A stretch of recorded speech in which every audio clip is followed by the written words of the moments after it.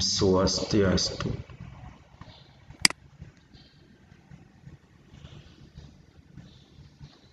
Selamat pagi anak-anak.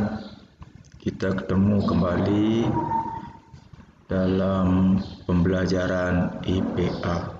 Nah, pada pertemuan kali ini kita akan melanjutkan kembali pada materi sistem reproduksi pada hewan.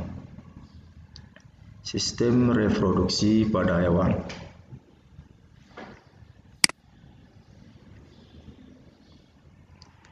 Nah, sebelum kita ke sistem reproduksinya, marilah kita ingat kembali pada pembelajaran yang di kelas 7 tentang klasifikasi hewan. Nah, ini adalah klasifikasi itu tujuannya untuk mempermudah kita mempelajari. Nah, bagaimana klasifikasi hewan seperti pada peta konsep di layar, ya. Jadi hewan dibagi dulu menjadi dua dikotomi, ya, avertebrata dan vertebrata. Nah, ini avertebrata adalah hewan yang tidak bertulang belakang, ya. Ini adalah kebanyakan hewan yang kecil-kecil sampai yang sangat kecil. Kemudian vertebrata, hewan yang bertulang belakang. Pada umumnya ini hewan-hewan yang ukurannya lebih besar. Nah, yang hewan yang tidak bertulang belakang atau avertebrata itu dibagi menjadi 6 kelompok, ya. Yang pertama ini adalah kelompok Coelenterata. Ini adalah hewan yang memiliki rongga, biasanya hewan-hewan yang kecil yang hidupnya di perairan, ya, di dasar perairan. Yang kedua adalah Porifera. Porifera ini adalah hewan yang pori, seperti namanya pori, ya, berpori-pori. Nah, contoh hewan ini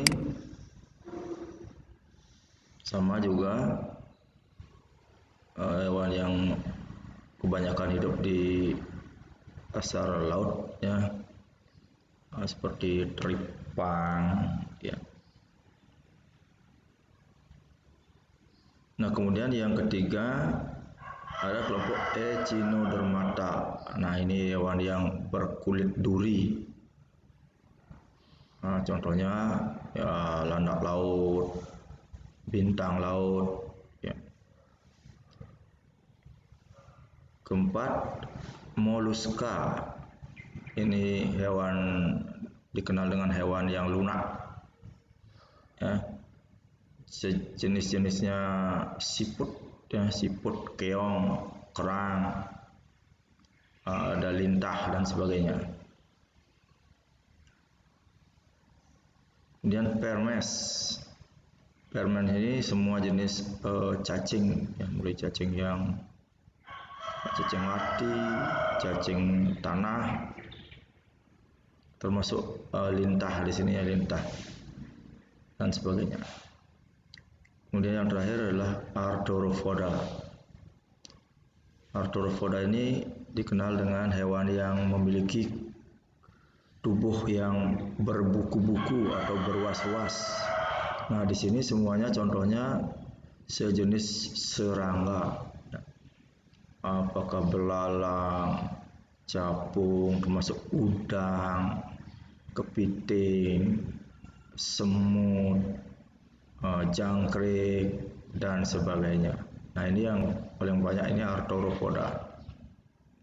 Nah, kemudian vertebrata ini hewan yang besar-besar, mulai dari Pisces, ini adalah jenis-jenis ikan, semua jenis ikan di sini. Aves, semua jenis burung, ya, burung yang punya sayap. Kemudian reptil, hewan yang melata, seperti ular, buaya, dan sebagainya.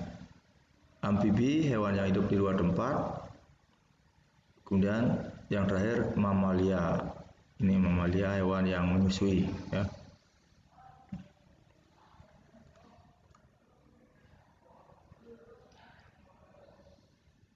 Nah, perlu juga kita kenali apa-apa saja yang penting nanti di dalam mempelajari reproduksi pada hewan. Apakah hewan itu reproduksinya bisa secara aseksual atau tidak kawin? Apakah hanya seksual saja? Nah, bagaimana siklus hidup hewan? Apa saja teknologi reproduksi hewan dalam usaha untuk pemuliaan makhluk hidup? Istilah-istilah yang penting nanti perlu diketahui. Apa yang dimaksud dengan tunas? Apa itu fragmentasi? Parthenogenesis? Vivipar, ovipar, opovivipar.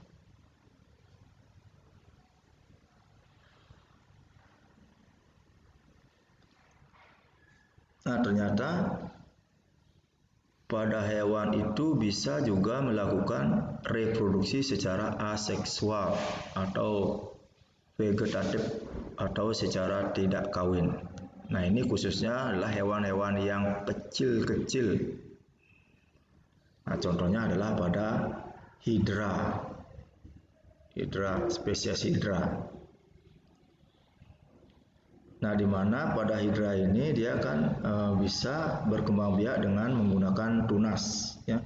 Jadi di bagian tubuhnya itu nanti akan tumbuh tunas.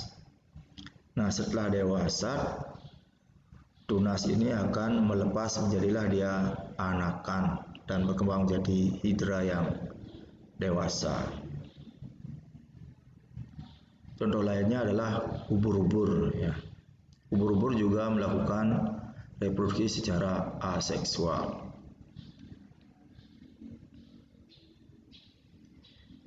Nah, yang kedua, selain dengan menggunakan tunas, bisa dengan fragmentasi. Nah, ini sering dikenal dengan membelah diri, ya. Reproduksi dengan cara ini terjadi melalui dua tahap. Yang pertama adalah tahap fragmentasi, yaitu pematahan atau pemotongan tubuh induk menjadi dua bagian atau lebih. Ya, seperti misalnya pada cacing, ya. Misalnya cacing dipotong jadi satu bagian atau dua bagian atau tiga bagian. Nah, kemudian pada tahap yang kedua, tahap regenerasi. Setiap potongan tubuh induk tadi membentuk bagian tubuh yang lain yang tidak ada pada bagian tersebut. Misalnya, kalau dia potongannya bagian kepala, jadi dia akan membentuk badan dan ekor. Kemudian kalau dia bagian di tengah-tengah badannya, dia akan membentuk kepala dan ekor. Kalau dia bagian ekor saja, dia akan membentuk kepala dan badan. Nah, itulah perkembangbiakan secara fragmentasi. Contohnya adalah pada cacing.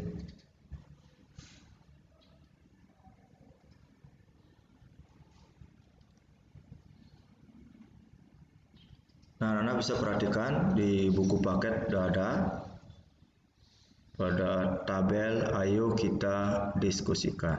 Nah, ini contohnya adalah yang disebut dengan planaria.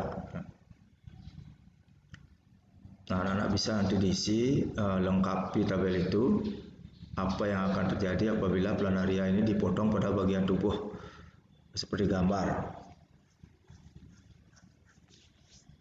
Nah, kalau pada bagian atasnya, jadi dia akan membentuk ekor lagi, menjadi dia sempurna. Kalau bagian bawahnya, dia akan membentuk kepala. Nah, kalau dipotong secara membujur seperti ini, jadi bagian sebelah kiri akan membentuk lagi sebagian supaya dia sempurna, bagian sebelah kanan juga membentuk jadi dia sempurna.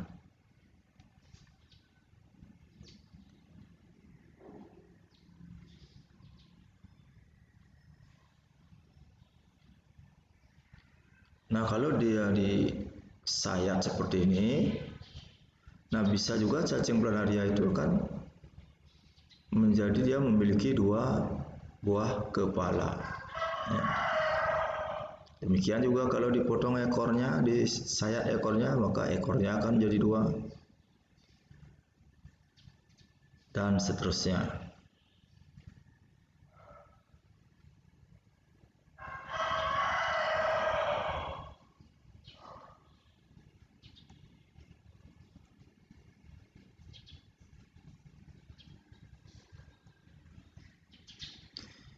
Nah, cara yang ketiga adalah reproduksi secara parthenogenesis. Ini dari kata part itu artinya bagian. Nah, jadi artinya sebagian secara vegetatif, secara seksual, dan sebagian secara generatif atau seksual. Nah, ini terjadi pada hewan-hewan yang kalau secara umum biasanya dikatakan hewan ini memiliki ratu. Ya, misalnya lebah, tawon, semut, rayap. Ya. Misalnya lebah itu akan memiliki satu lebah ratu. Itu lebah yang biasanya kalau kita lihat dia yang warnanya agak kehitaman gitu ya. Nah, lebah ratu ini fungsinya untuk menghasilkan telur sebanyak-banyaknya. Nah, yang mana telur-telur ini akan menjadi lebah betina dan lebah jantan. Jadi yang berperan di sini menghasilkan telur adalah lebah ratu. Nah, di mana ovum atau telur yang tidak dibuahi itu akan menjadi lebah jantan. Nah, lebah jantan ini bersifat fertil.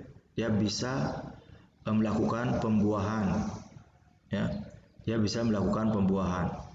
Sedangkan ovum yang dibuahi itu akan tumbuh berkembang menjadi lebah betina. Nah, yang dibuahi itu menjadi lebah betina. Nah, yang sifatnya steril. Steril itu artinya tidak bisa berkembang biak. Ya, tidak bisa berkembang biak. Nah, dia fungsinya hanya sebagai pekerja saja. Nah, inilah makanya meskipun yang jantan ini bisa membuahi, tetapi yang betina tidak bisa berkembang biak karena steril. Nah, sehingga yang berfungsi menghasilkan telur itu adalah lebah ratu. Ya. Contoh lainnya ya ini semut daun, kutu daun, dan kutu air.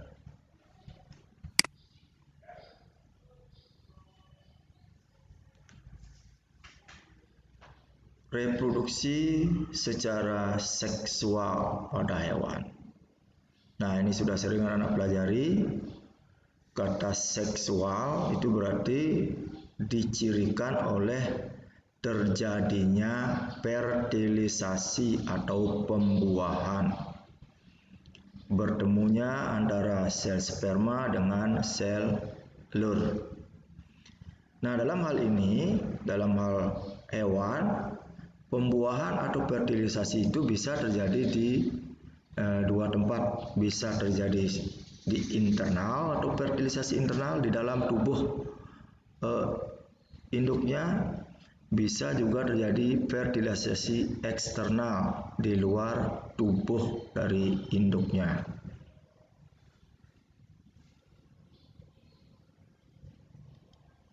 Nah, yang internal ini kebanyakan hewan yang melakukan fertilisasi internal dalam tubuh induknya, ya. Seperti harimau, babi, kambing, ayam, dan sebagainya. Nah, kemudian yang fertilisasi eksternal ini biasanya hewan-hewan yang hidup di air, ya, misalnya ikan, ya, kemudian katak, ya, dan sebagainya. Nah, coba nanti anak-anak pikirkan ini yang tabel pada bagian ayo kita selesaikan. tentukan bagaimana cara bereproduksi dan tuliskan ya. Misalnya anoa bereproduksi dengan apa? Apakah dia beranak, bertelur, atau beranak, bertelur dan beranak.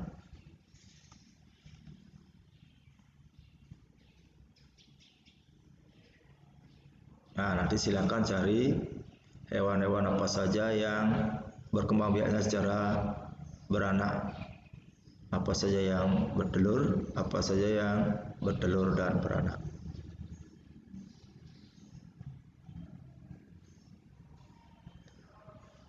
Nah, jadi seperti tadi ada 3 cara hewan itu mengeluarkan anaknya. Ya. Yang pertama disebut dengan vivipar atau beranak.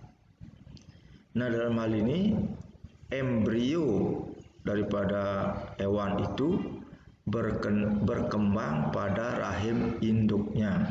Jadi di dalam rahim induknya. Nah, setelah cukup umurnya, maka bayinya akan dikeluarkan ya dari tubuh induknya. Jadi lahirlah bayi dari tubuh induknya.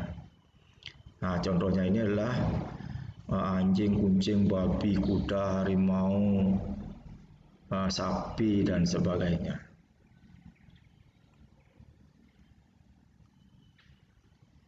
Yang kedua dengan cara bertelur atau ovipar. Nah, di sini embrio dari hewan itu berkembang di dalam telur dan telur itu dikeluarkan dari induknya. Jadi berkembang di dalam telur dan telurnya dikeluarkan dari induknya, kemudian dieram oleh induknya. Setelah cukup umurnya, maka telur itu akan menetas lahirnya bayi dari hewan tersebut. Nah, itu disebut dengan ovipar.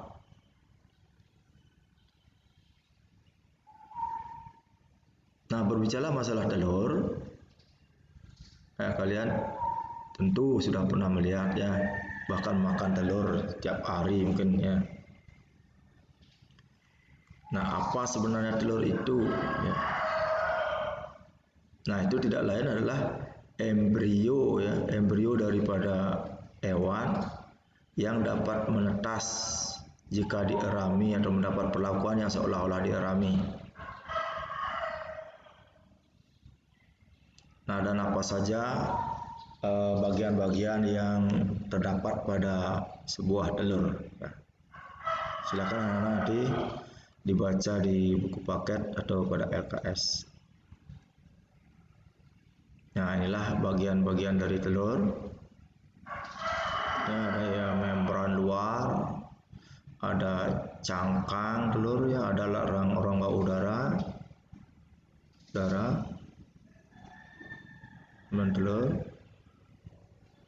embrionya ini semuanya adalah kuning telur, ini putih telur. Nah, ini ada namanya kalasa ya, kalasa.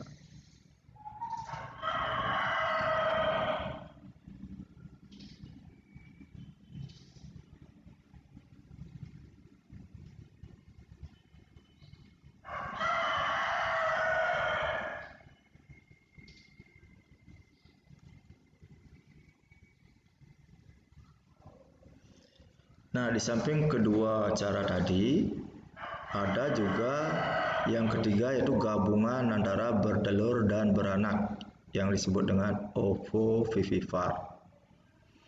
Nah, dalam hal ini embrio hewan itu sebenarnya berkembang di dalam telur, ya, tetapi telurnya tidak dikeluarkan dari tubuh induknya.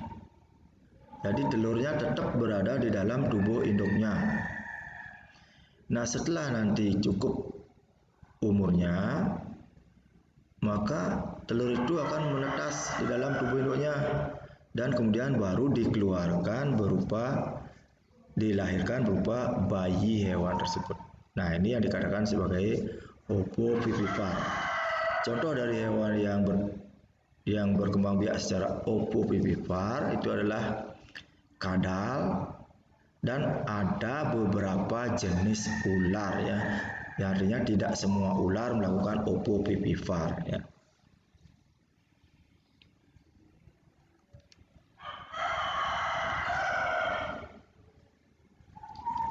Nah, ini ada yang khusus untuk cacing.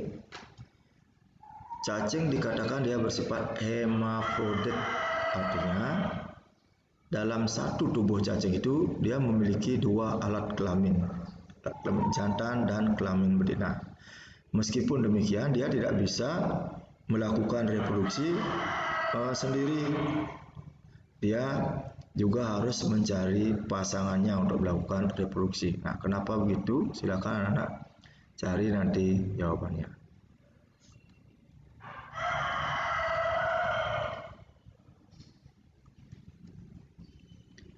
Siklus hidup hewan. Nah, khusus hewan yang kecil seperti ubur-ubur, jadi dia memiliki siklus mengalami dua tahapan ya, yang sering dikenal dengan metagenesis ya. Jadi dalam satu siklus itu dia mengalami dua perkembangbiakan, yaitu bergiliran antara secara vegetatif, aseksual dan seksual ya. Nah, kita mulai misalnya dari perkembangbiakan secara seksual. Nah, ini ingat, secara seksual itu pasti melibatkan sperma dan ovum ya. Jadi dia melibatkan sperma dan ovum, terjadi secara seksual, fertilisasi, terjadi pembuahan akan menghasilkan zigot ya. Zigot berkembang menjadi dia larva, disebut dengan larva ya. Larva akan tumbuh menjadi ubur-ubur dewasa ya, ubur-ubur dewasa. Nah, ubur-ubur dewasa ini dia akan bisa membentuk tunas. Bentuk tunas yang disebut dengan skipistoma ya. Jadi dia membentuk tunas. Nah, setelah cukup umur maka tunasnya akan lepas.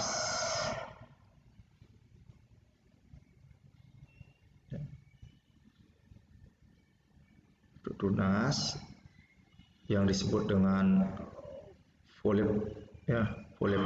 Nah, inilah akan lepas, akan berkembang menjadi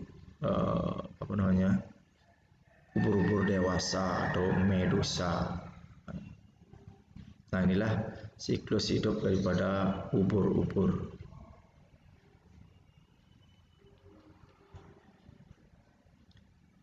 Nah, secara umum siklus hidup hewan itu disebut dengan metamorfosis. Jadi dalam satu siklus itu dia akan mengalami perubahan bentuk ya, perubahan bentuk tubuh. Nah, pada metamorfosis ada dua jenis. Yang pertama disebut dengan metamorfosis sempurna dan metamorfosis tidak sempurna. Nah, apa saja ciri-ciri dari metamorfosis sempurna? Contoh dari hewan yang melakukan metamorfosis sempurna diantaranya adalah katak, kemudian ada kupu-kupu, nyamuk, lalat, dan lain sebagainya. Nah, kita lihat perubahan dari metamorfosis dari katak ya, mulai dari telur berkembang, setelah lahir ini kecebong, katak berekor, semakin dewasa kemudian menjadi dia berudu, sudah ada kakinya. kemudian menjadi katak muda, katak ya, tapi masih dia memiliki ekor. Akhirnya jadi katak dewasa. Nah, jadi kalau kita identifikasi yang dari telur, kecepong, ya ini berudru sama dengan katak muda, katak dewasa.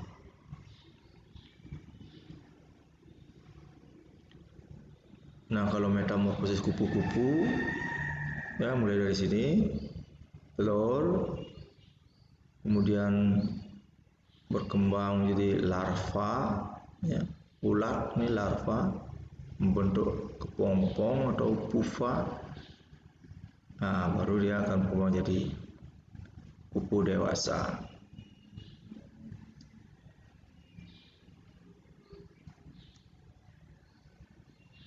Nah, kemudian yang metamorfosis tidak sempurna, contohnya adalah kecoa. Kecoa yang mulai telur, lahir jadi nimpa, tidak lain ini adalah kecoa muda, ya, disebut dengan nimpa, kemudian langsung ke kecoa dewasa. Kita perhatikan antara kecoa muda dengan kecoa dewasa ini tidak ada perubahan dari organ tubuh. Ya tetap kakinya 6, hanya saja dia ini muda, ini sudah dewasa.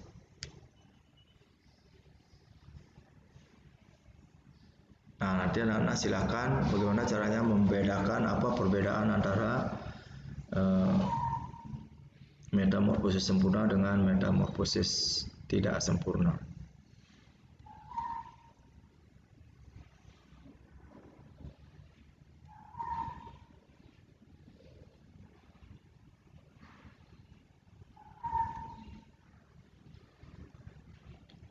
Nah, ini adalah salah satu contoh dari teknologi reproduksi hewan, ya. Yang untuk mendapatkan hewan yang unggul, ya, dilakukan inseminasi buatan atau kawin suntik dengan cara memasukkan sperma dari sapi jantan ke dalam saluran reproduksi sapi betina. Nah, ini keuntungannya bisa efisiensi waktu, efisiensi biaya, dan juga memperbaiki kualitas anakan sapi.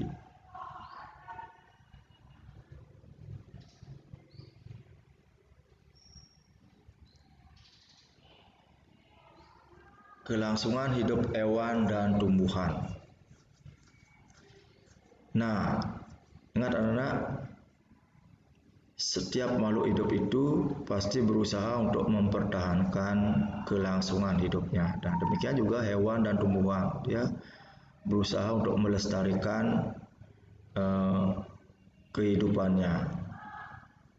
Nah, salah satu cara untuk kelangsungan hidup daripada hewan adalah dengan cara beradaptasi. Nah, beradaptasi ini adalah untuk menyesuaikan diri terhadap habitat yang baru atau terhadap perubahan yang terjadi pada lingkungan habitatnya. Dia harus bisa beradaptasi dengan lingkungannya.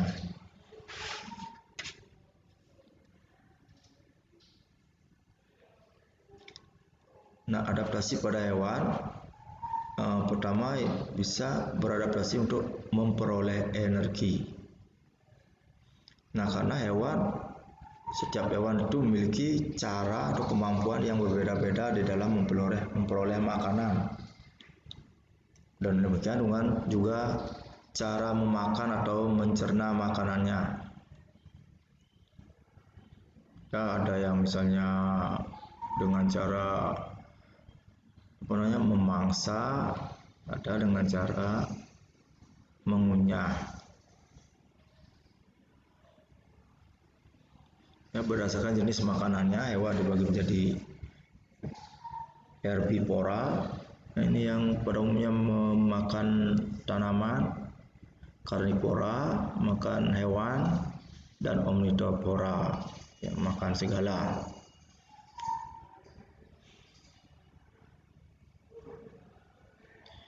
Nah, di samping itu ada juga beberapa hewan lain yang merupakan detritivore, ya, itu organisme pemakan detritus atau zat yang telah hancur dan busuk.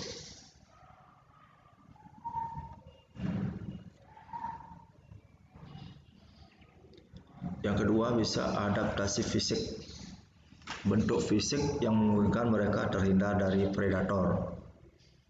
Nah, misalnya kura-kura penyu, dia memiliki struktur pelindung, ya, yang bisa melindungi dari predator. Ukuran tubuh juga merupakan salah satu tipe pertahanan diri, ya.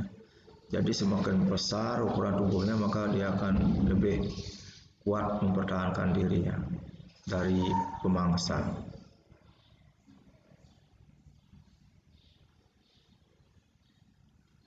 Ada dengan cara mimikri. Jadi salah satu kemampuan hewan beradaptasi, ya, misalnya apa yang disebut dengan ular scarlet itu dia bisa menyerupai ular karang. Nah, itu dia berkamuflase, ya, agar tidak bisa terhindar dari pemangsa. Ada salah satu jenis belalang yang bisa menyerupai bunga anggrek. Nah, itu untuk menghindari predator.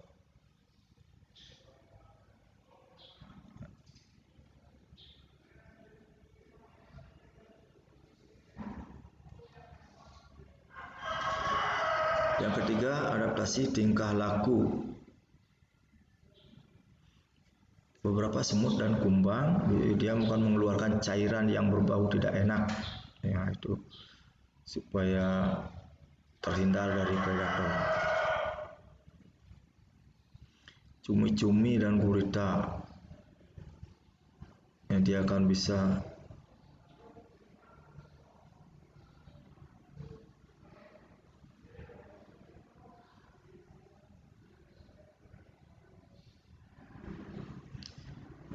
ikan yang kecil-kecil, dia akan membentuk suatu kawanan, ya. Kawanan ikan itu terlihat seperti suatu organisme yang besar.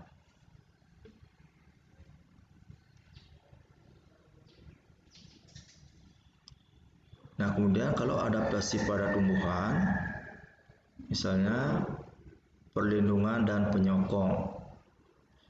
Ada lapisan kutikula, ya, yang melapisi daun, penyokong.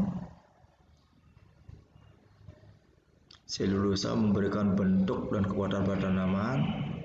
Stomata membuka di siang hari ketika tumbuhan membutuhkan zat yang diperlukan untuk fotosintesis. Hujan juga bisa menutup ketika tumbuhan kehilangan banyak air. Nah, itulah penjelasan dari reproduksi yang dilakukan oleh hewan. Nah, untuk lebih lengkapnya silakan anak-anak bisa menyempurnakan dengan membaca dalam buku paket, juga di buku LKS. Nah, juga bisa anak-anak dicari di internet.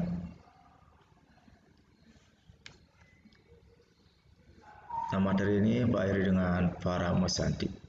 Om Santi Santi Santi Om.